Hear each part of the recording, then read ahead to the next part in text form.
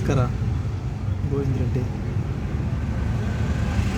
ಏನಪ್ಪ ವಿಡಿಯೋ ಮಾಡ್ತಾಯಿದ್ದೀನಿ ಅಂದರೆ, ಗಾಡಿ ಖರ್ಚು ಮಾಡಿಕೊಂಡೆ. ಗಾಡಿಗೆ ಹೆಡ್ಡು ಬೋರು ಎಲ್ಲ ಸೇರಿ 28,000 ರೂಪಾಯಿ ಆಗಿದೆ. ಎಷ್ಟು? 28,000 ರೂಪಾಯಿ ಗಾಡಿಗೆ ಆಗಿದೆ. ಆದರೆ ನನ್ನ ಹತ್ರ ಕಾಸು ಯಾವುದೂ ಇರಲಿಲ್ಲ. ಕಾಸಿಲ್ಲ ಅಂದ್ರೂ ಮಾಡಿಸ್ದೆ, ಗಾಡಿ ಕೆಲಸ ಮಾಡಿಸ್ದೆ.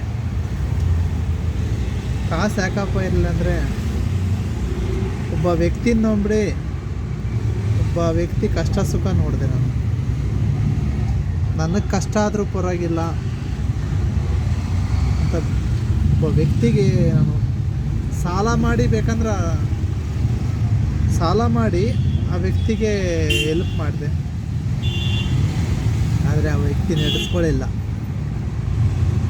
ಆ ವ್ಯಕ್ತಿ ಹೆಂಗಂದರೆ, ಒಂದು ವಾರದಲ್ಲಿ ಚೇಂಜ್ ಆಗಿಬಿಡ್ತಾರೆ ಮನಸ್ಸು. ಆವಾಗಲಿಂದ ಅವಾಗೆ ಗಲಾಟೆ ಗಲಾಟೆ ಗಲಾಟೆ ಗಲಾಟೆ ಮಾಡ್ತಾ ಮಾಡ್ತಾ ಮಾಡ್ತಾ ಏನು ಮಾಡ್ತಾರೆ, ಆ ವ್ಯಕ್ತಿ ಮಾತು ಬಿಡ್ತಾರೆ.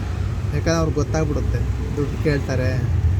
ನಾನು ತಂದಿರೋದು ಇಂಟ್ರೆಸ್ಟ್ ಕೊಡಿಸಿದ್ದು ಆ ವ್ಯಕ್ತಿಗೆ. ಇಂಟ್ರೆಸ್ಟಿಗೆ ಕೊಡಿಸಿ ಲಾಸ್ಟ್ಗೆ ಅಲ್ಲಿಂದ ಕಾಲ್ಗೆ ಎತ್ತಾರೆ ನಮ್ಮ ಹತ್ರದಿಂದ. ನಾವು ನಮ್ಮ ಕಷ್ಟ ಸುಖ ನೋಡದೆ ಒಬ್ರಿಗೆ ಹೆಲ್ಪ್ ಮಾಡಿರ್ತೀವಿ, ಅದನ್ನು ನೆನೆಸ್ಕೊಳ್ಳಲ್ಲ. ಆಮೇಲೆ ನನ್ನ ಕ್ಲಾಸ್ಮೇಟ್ ಒಬ್ಬರು ಫೋನ್ ಮಾಡಿದ್ರು, ಲೇಡೀಸು. ಗಾಡಿ ಓಡಿಸ್ತಾ ಇದ್ದೀನಿ, ಗೋವಿಂದ ರೆಡ್ಡಿಯವರ ಅಂದರು. ಹೌದು ಅಂದೆ. ಆಮೇಲೆ ಹೆಸರು ಹೇಳಿದ್ರು, ಗೊತ್ತಾಗಿಲ್ಲ ನನಗೆ. ಯಾಕಂದರೆ ಸ್ಕೂಲ್ಗೆ ಹೋಗೋ ಟೈಮಲ್ಲಿ ಮಾತಾಡ್ಸಿದ್ದೆ. ಸಡನ್ನಾಗಿ ನನ್ನ ಹೆಸರು ಕೇಳಿಬಿಟ್ರೆ ನನಗೆ ಹೆಂಗೆ ಗೊತ್ತಾಗುತ್ತೆ? ಆಮೇಲೆ ಹೇಳಿದ್ರು, ನಿಮ್ಮ ಕ್ಲಾಸ್ಮೇಟ್ ನಾನು ಅಂತ ಹೇಳಿದ್ರು. ಲೇಡೀಸು, ನಿಮ್ಮ ಕ್ಲಾಸ್ಮೇಟ್ ನಾನು ಅಂತ ಹೇಳಿದ್ರು. ಓ ಹೌದಾ? ಆಮೇಲೆ ಯೋಚನೆ ಮಾಡಿದೆ, ಕರೆಕ್ಟ್ ಅಂದೆ. ಚೆನ್ನಾಗಿದ್ದೀರಾ ಅಂದೆ. ಚೆನ್ನಾಗಿದ್ದೀನಿ ಅಂದೆ. ಗಾಡಿ ಓಡಿಸ್ತಾ ಇದ್ದೆ, ನಾನು ಫ್ರೀಯಾಗಿ ಇದ್ದಿಲ್ಲ. ಅದೊಂದು ಖುಷಿ ವಿಷಯ.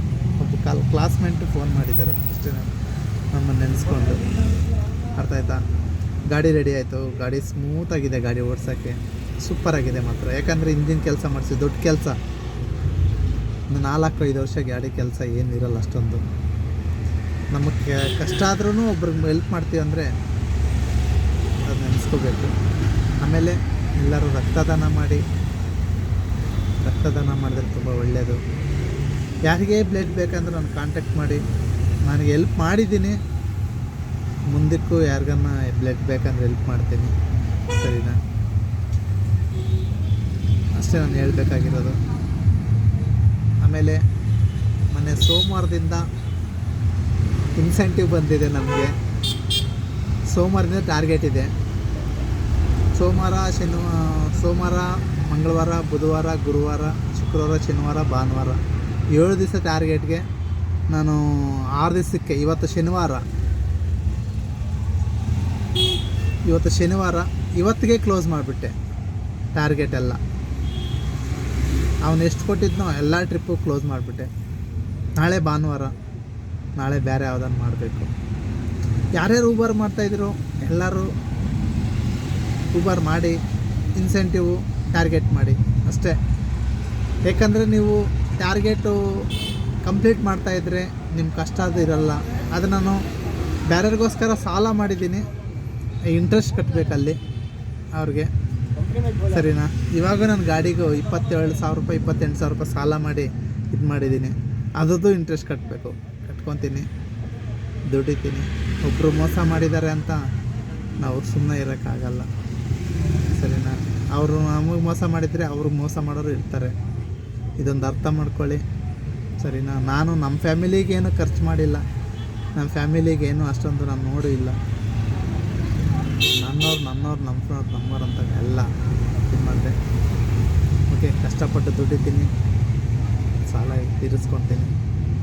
ಓಕೆ, ಇನ್ಸೆಂಟಿವ್ ಬಂದಿದೆ ಸೋಮವಾರದಿಂದ, ಅದೊಂದು ಖುಷಿ ನನಗೆ ತುಂಬ. Okay, thank you.